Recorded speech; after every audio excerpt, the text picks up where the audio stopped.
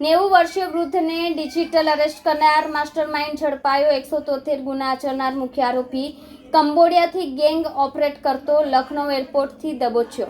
સુરતના 90 વર્ષીય વૃદ્ધ સિનિયર સિટીઝને અઢી અઠવાડિયા સુધી ડિજિટલ અરેસ્ટ રાખવામાં આવ્યા હતા।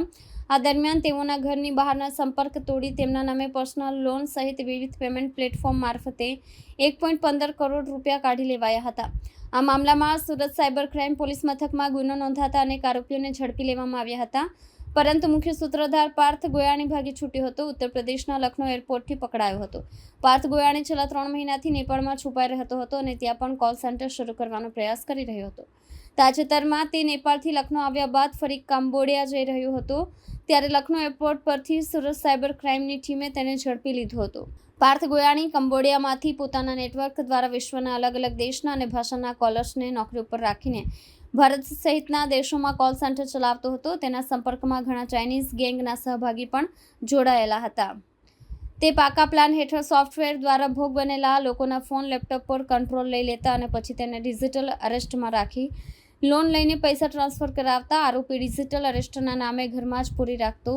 પાર્થની મુખ્ય કાર્યપદ્ધતિ એવી હતી કે ભોગ બનેલા લોકોને વિડીયો કોલ અથવા તો ઓડિયો કોલ દ્વારા સંપર્ક કરીને પોતે કસ્ટમ ઓફિસર, સીબીઆઈ એજન્ટ કે પોલીસ અધિકારી હોવાનું કહેતો। તે ભોગ બનનારને વિદેશથી તેમનું નામ જોઈને કોઈ પર્સનલ આવ્યું છે જેમાં ડ્રગ્સ, નકલી પાસપોર્ટ કે ગેરકાયદેસર ચીજ વસ્તુ મળી છે તેમ જણાવતો। ત્યારબાદ તેમને ડરાવવા તેઓ વિડીયો કોન્ફરન્સ જેમ કે સ્કાયપી, વેબએક્સ પર હાજર રહે અને સમગ્ર કેસ નિવારવા માટે રૂપિયા ચૂકવવા કહેતો હતો।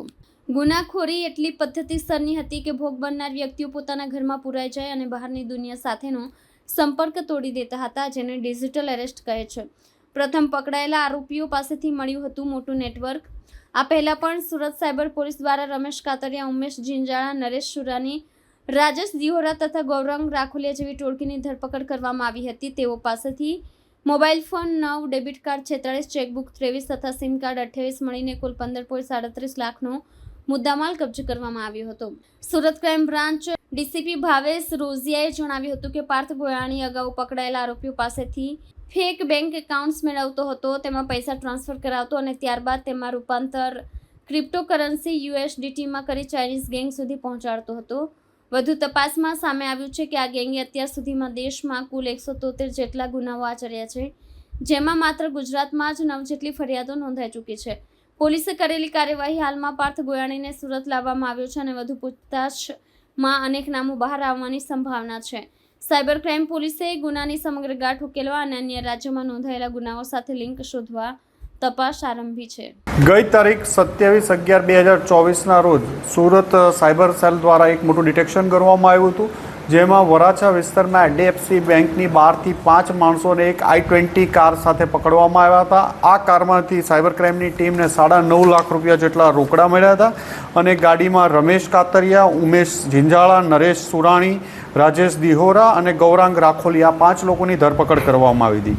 આમની કસ્ટડીમાંથી અલગ અલગ મોબાઈલના 28 જેટલા સિમ કાર્ડ મળ્યા હતા, અલગ અલગ બેંકોના 46 ડેબિટ કાર્ડ મળ્યા હતા, 23 ચેકબુકો મળી હતી, બેંકોના સ્ટેમ્પ પેપર મળ્યા હતા વગેરે વસ્તુઓ મળી હતી।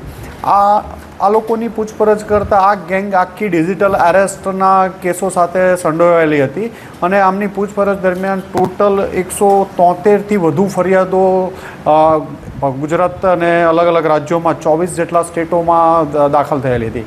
એમાં ગુજરાતમાં 9થી વધુ ફરિયાદો હતી, જેમાં અમદાવાદમાં 5 કરોડ રૂપિયાની ડિજિટલ અરેસ્ટ, સુરતમાં 1,15,00,000નું ડિજિટલ અરેસ્ટ, વલસાડમાં 65 લાખનું ડિજિટલ અરેસ્ટ। એમ આ ગેંગ આખી જ્યાં 5 લોકો ભેગા થઈ અલગ અલગ સાથે પૈસા ઉઘરાવી આ રીતે જે બેંકોમાંથી, અને આ ગેંગ કંબોડિયાથી ઓપરેટ થતી હતી। આ ગેંગનો મુખ્ય સૂત્રધાર હતો એ પાર્થ હતો, જેને આજકાલ પાર્થ ગોયાણી એને મોડેલ તરીકે આ લોકો ઓળખતા હતા। પાર્થ ગોયાણી કંબોડિયાથી આ ગેંગ ઓપરેટ કરતો હતો, ચાઇનીઝ લોકો સાથે મળી અને અહીંથી સુરતમાંથી અલગ અલગ એમના જે સંબંધીઓ છે, રાજેશ દિહોરા એમના સંબંધી મોટા પપ્પા થતા હતા, એમના મારફતે અલગ અલગ લોકો પાસેથી બેંક એકાઉન્ટો મેળવી એમાં પૈસા ટ્રાન્સફર કરતો હતો। આ પૈસા વિડ્રો કરી રાજેશ દિહોરા અને પાર્થ ગોયાણી બંને એને USDTમાં કન્વર્ટ કરી અને જે ચાઇનીઝ કંબોડિયામાં આ લોકોની સાથે મળેલા હતા એમને આ 80-85 રૂપિયા 85-86માં USDT લઈ એમને 98-99 રૂપિયા જે 10-15 રૂપિયા જેટલું કમિશન રાખીને આપતો હતો અને ચાઇનીઝો સાથે મળી અને આ ગુનો કરતો હતો. પાર્થ ગોયાણી આ બનાવ બન્યો ત્યારે પણ કંબોડિયા હતો. ત્યાંથી કંબોડિયાથી એ પછી નેપાળ ભાગી ગયો. નેપાળ એ 2-1 મહિનાથી નેપાળમાં રહેતો હતો, મકાન ભાડે રાખી અને પોતાનું નવું સેટઅપ નેપાળમાં ચાલુ કરતો હતો. આ દરમિયાન એ ગઈકાલે નેપાળથી લખનૌથી ફરીથી કંબોડિયા જવા જતાં એરપોર્ટ પરથી પકડાઈ ગયો હતો. સુરત સાયબર સેલ એની ટીમ એને લઈ અને આવી છે. એની પૂછપરછ ચાલુ છે કે એણે ક્યાં ક્યાં કઈ રીતે પ્લેટફોર્મમાં ચાઇનીઝો સાથે કઈ રીતે કરતો હતો, કોની પાસેથી અહીંયા કરેલું છે, એ તમામ હકીકતો એની પૂછપરછ દરમિયાન મળી આવશે.